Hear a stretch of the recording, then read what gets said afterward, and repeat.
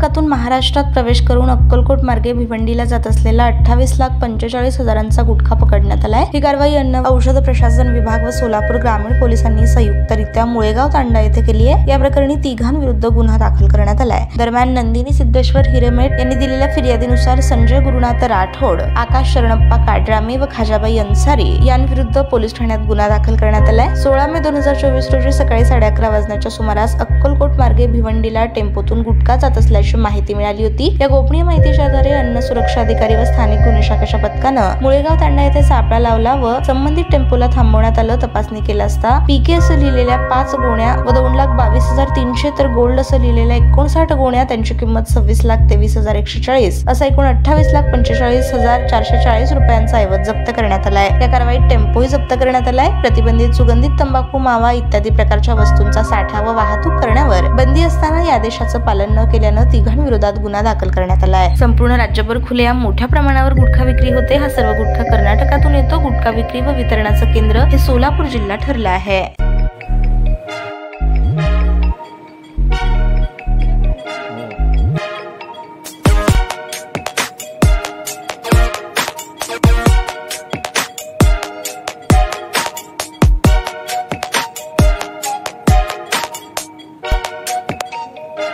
सोलापूर शहरातील सुप्रसिद्ध हॉस्पिटल म्हणजे सेंट्रल मल्टी स्पेशालिटी हॉस्पिटल मागील अनेक वर्षापासून सेवा बजावत आहे। 24 तास इमर्जन्सी सर्व्हिस, मॉडर्न टेक्नॉलॉजी, अनुभवी डॉक्टर्स तसेच अत्याधुनिक तंत्रज्ञान सुविधांनी सुसज्ज स्त्रीरोग प्रसूती विभाग, ऑर्थोपेडिक विभाग, मेडिकल विभाग आणि इतर एकमेव नाव म्हणजे सेंट्रल मल्टी स्पेशालिटी हॉस्पिटल।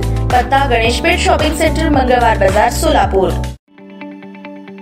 ताज्या बातम्या पाहण्यासाठी प्राईम महाराष्ट्र न्यूज चॅनलला सबस्क्राईब करा।